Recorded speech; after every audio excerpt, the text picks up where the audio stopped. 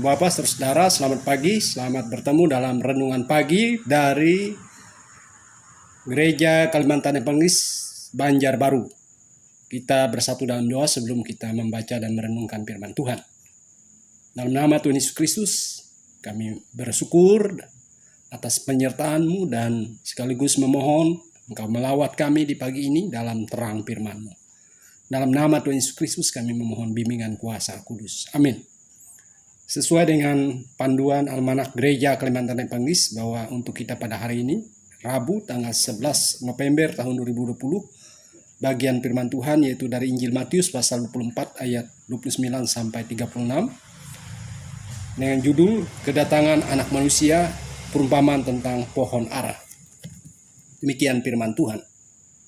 Segera sesudah siksaan pada masa itu, matahari akan menjadi gelap dan bulan tidak bercahaya, dan bintang-bintang akan berjatuhan dari langit, dan kuasa-kuasa langit akan goncang. Pada waktu itu akan tampak tanda Anak Manusia di langit, dan semua bangsa di bumi akan meratap, dan mereka akan melihat Anak Manusia itu datang di atas awan-awan, di langit dengan segala kekuasaan dan kemuliaannya.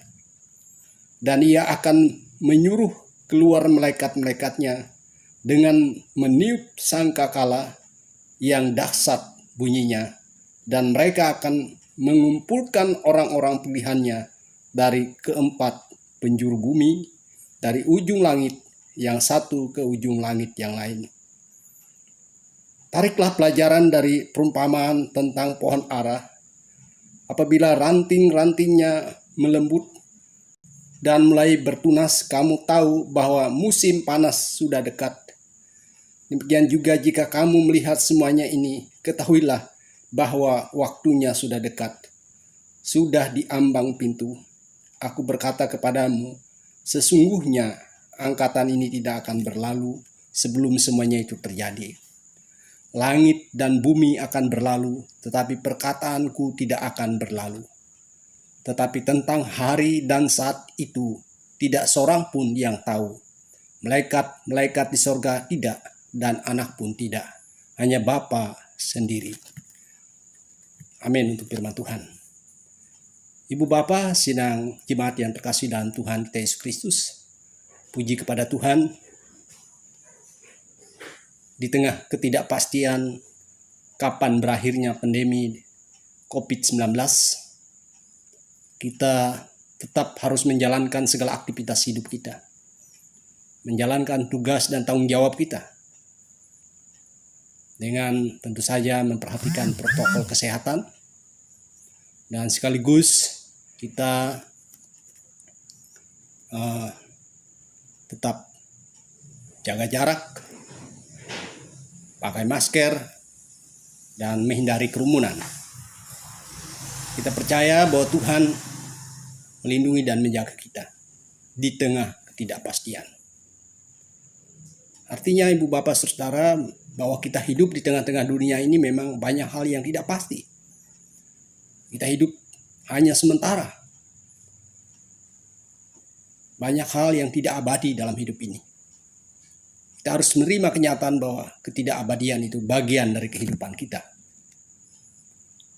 Hanya satu yang abadi, yaitu kasih Allah, firman Allah. Dan hari ini saya memberi tema perenungan kita adalah kepastian keselamatan. Kepastian keselamatan merujuk kepada ayat 35. Langit dan bumi akan berlalu, tapi perkataanku tidak akan berlalu. Ibu Bapak Saudara yang terkasih dalam Tuhan.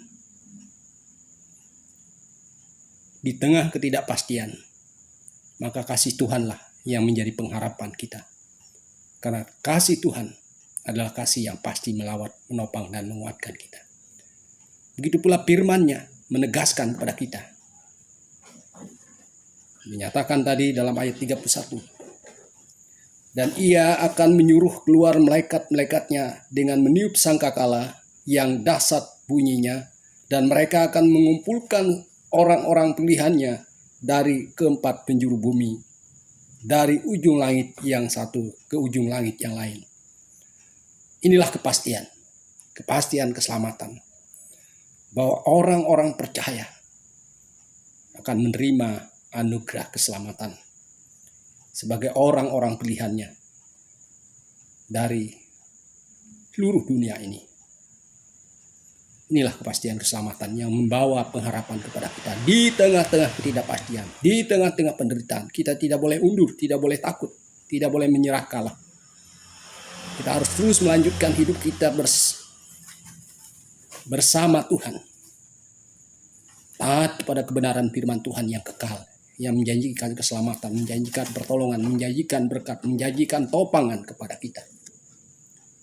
Sebab itu ibu bapak saudara yang terkasih dalam Tuhan, marilah kita melangkah di tengah-tengah dunia ini. Walaupun ada banyak ketidakpastian,